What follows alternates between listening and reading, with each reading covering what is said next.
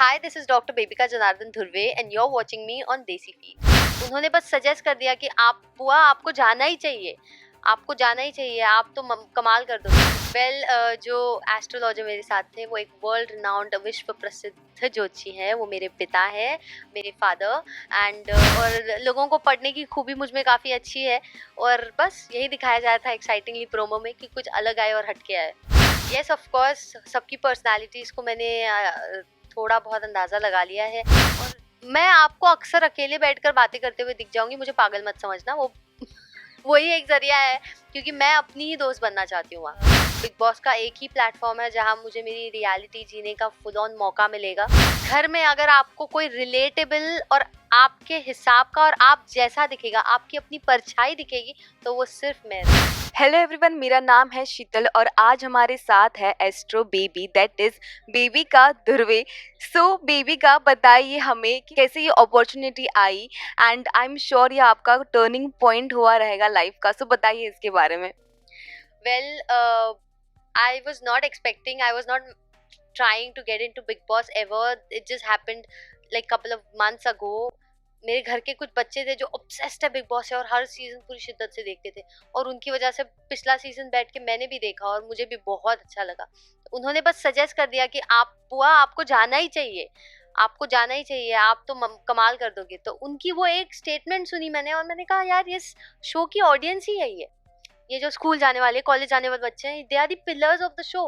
और अगर इनका ये सुझाव है, I want to do it.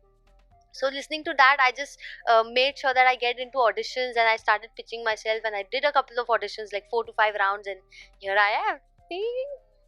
Of course, और हम भी काफ़ी एक्साइटेड है आपको बिग बॉस ओटीटी में देखने के लिए। लेकिन प्रोमो कल आउट हुआ है, सभी लोग बहुत सारे कंटेस्टेंट हैं, आई थिंक 13 कंटेस्टेंट जो गए हैं। आपका प्रोमो काफ़ी हटके था, आपका जो वीडियो था उसमें एक एस्ट्रोलॉजिस्ट है, कौन है वो एंड उसके बारे में बताइए। आप सब कुछ चुन रहे, कुछ बोल रहे, उसके बारे में इस पूरी एक्सपीरियंस क्या था उसका? जो एस्ट्रोलॉजर मेरे साथ थे वो एक वर्ल्ड रिनाउंड विश्व प्रसिद्ध ज्योतिषी हैं, वो मेरे पिता है, मेरे father and I am super super proud of the fact that I was born into this household, because अब जाकर जेनेटिकली मुझ पर भी वो पास ऑन हो चुका है और मैं अपने फादर की लेगेसी आगे बढ़ा रही हूँ। मैं खुद भी एक एस्ट्रोलॉजर हूँ, एक डॉक्टर भी हूँ और एक एक्टर भी हूँ और अब एक रियलिटी स्टार भी बनना चाहती हूँ। तो मेरे डैड थे और यस, उस प्रोमो में मैंने काफ़ी इंटरैक्टिवली सबकी बाल की खाल उखाड़ने की कोशिश की है और सबकी आत्माओं के अंदर झांकने की मैंने कोशिश की है और लोगों को पढ़ने की खूबी मुझ में काफ़ी अच्छी है। और बस यही दिखाया जा रहा था एक्साइटिंगली प्रोमो में कि कुछ अलग आए और हटके आए। तो जैसे कि आपने कहा सबकी आत्मा से छान के आपने देखा है, तो आपको पता है कि कौन कौन कंटेस्टेंट गए हैं। सो क्या कहना चाहेंगे सभी कंटेस्टेंट के बारे में? क्या आपने नया कुछ जाना है? थोड़ा बहुत अंदाजा लगाया है मैंने। प्रोमो तो मैं पूरी शिद्दत से देख रही थी, कौन आ रहा है, कौन आ रहा है, कौन आ रहा है, मेरे अलावा कौन है। तो मैं पूरा एक्साइटमेंट में देख रही थी प्रोमो में कि क्या क्या क्या क्या। तो थोड़े थोड़े चेहरे उभर कर दिख रहे थे, कुछ कुछ थोड़े ऐसे लोग थे जिनको मैं जानती ही नहीं हूँ, जिनको मैंने कभी देखा ही नहीं है। और I started trying to find things, but असली कहते ना कि परख तो मुझे तब आएगी जब मैं उनसे रूबरू हो पाऊंगी, पर्सनली मिल पाऊंगी, उनके उठूंगी बैठूंगी और जो इन्फॉर्मेशन रहेगी वो मैं अपने आप तक ही रखूंगी। यस, और साथ ही में वो देखते देखते आपने सोचा होगा कि इनके साथ मुझे फाइट करनी पड़ेगी, या तो लड़ना पड़ेगा, या तो काम करना पड़ेगा, बहुत कुछ होगा। तो क्या कुछ थॉट प्रोसेस रहा है आपका? येस, ऑफ कोर्स सबकी पर्सनालिटीज को मैंने थोड़ा बहुत अंदाजा लगा लिया है और समझ आ रहा है 20-30% की किससे कैसे डील करना है। बट जब पर्सनली जाऊंगी, जैसे मैंने कहा, तब पूरा अंदाजा लगेगा। आपको बताऊं तो मैं इतनी फाइटफुल और इतनी झगड़ालू नहीं हूँ, मैं काफी पीस लविंग इंसान हूँ, लेकिन जब ट्रिगर हो जाऊं तो अलग भयाभंड रूप आ जाता है मेरा। तो बिग बॉस में जाने के लिए आपने क्या कुछ तैयारी कर ली है अब तक? क्या पैकिंग हो चुकी है एंड क्या माइंडसेट आपने प्रिपेयर कर लिया है? आपका मेंटल स्टेबिलिटी क्या होने वाला है वहाँ पे? मैंने एक चीज़ तो समझ रखी है कि मेरी खुद की मेंटल हेल्थ मेरे ही हाथों है और किसी और के हाथों वो देनी ही नहीं है। और किसी के भी एनर्जी को अपने तक पहुंचने नहीं देना है अंटिल इट्स सम पॉजिटिव और गुड एनर्जी। और प्रिपरेशन मैंने कपड़ों से, ज्वेलरी से ज़्यादा मेंटल और इमोशनल रखी है और वो प्रोसेस में ही है। वो ऐसी प्रिपरेशन है, वो सीजन खत्म हो जाएगा लेकिन मेरा प्रिपरेशन खत्म नहीं होगा। यस, आई एम श्योर आपने बहुत एकदम तगड़ी मेहनत कर ली है। लेकिन बिग बॉस अभी आ रहा है ऐसे समय पे जब मॉनसून है, तो आपको मॉनसून पसंद था, पर आपको वो देखना नहीं मिलेगा, तो कुछ ऐसा है? या मुझे मॉनसून बहुत पसंद है। I am a water baby. मुझे बीचेस और पानी में खेलना बहुत पसंद है।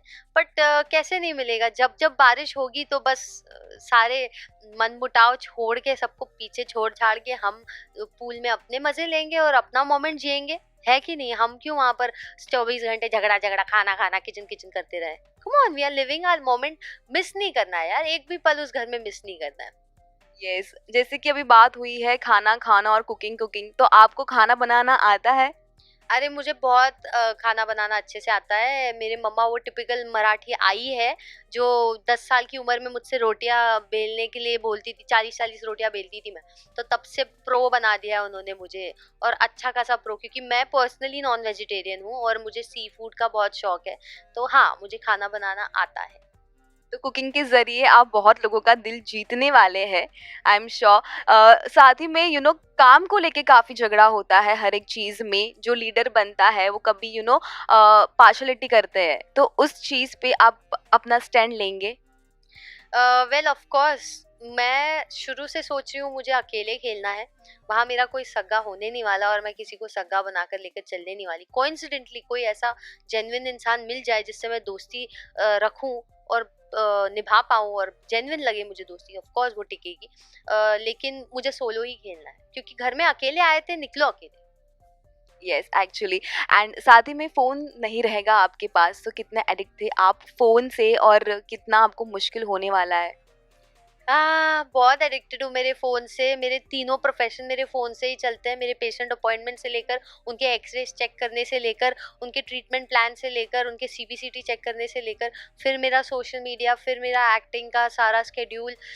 मतलब मैं क्या करूँगी? तो मैं आपको अक्सर अकेले बैठकर बातें करते हुए दिख जाऊँगी, मुझे पागल मत समझना। वो वही एक ज़रिया है, क्योंकि मैं अपनी ही दोस्त बनना चाहती हूँ वहाँ। Yes, I am sure. And आप काफ़ी अच्छा खेलेंगे वहाँ पे, हम बहुत सारे लोगों का आपको सपोर्ट है। एंड साथ ही में आपकी जर्नी के बारे में बात की जाए, तो आपने एक्टिंग की है और भी बहुत सारी चीज़ें की है। सो इस बार आप क्या कुछ आपका नया देखने मिलेगा बिग बॉस हाउस के अंदर? बिकॉज़ हमेशा हमने आपको एक अलग ही किरदार में देखा है, एक अलग ही कुछ बनते हुए देखा है, लेकिन इस बार आपको जानेंगे कि आप क्या हो? बिल्कुल। बिग बॉस का एक ही प्लेटफॉर्म है जहां मुझे मेरी रियलिटी जीने का फुल ऑन मौका मिलेगा। और आप अपनी रियलिटी जीकर लोगों के दिल में या तो जगह बनाओ या तो बिगाड़ो। तो इससे बेहतर कोई अपॉर्चुनिटी नहीं है, और मैं हमेशा से चाहती थी कि मैं अपने आप को जी पाऊँ। आपको जब किरदार मिलते हैं, आपको किरदारों में ढलना पड़ता है, पर यहाँ आपको कुछ करने की जरूरत नहीं है। You just have to be yourself. तो मुझे तो काफी इजी लग रहा है स्टार्टिंग में। I don't know what's gonna happen once I am in there, but let's see, let's just hope for the best. Yes, I am sure आप अच्छा करेंगे। So thank you so much Bebika, आपकी हमारी best wishes है आपके साथ। And क्या कहना चाहेंगे फैंस को? मैं फैंस को यही कहना चाहूंगी कि घर में अगर आपको कोई रिलेटेबल और आपके हिसाब का और आप जैसा दिखेगा, आपकी अपनी परछाई दिखेगी, तो वो सिर्फ मैं रहूंगी। ऑडियंस की परछाई ऑडियंस के लिए, growing for the audience, and I want a lot of love from you guys. Please do support me, please do love me a lot.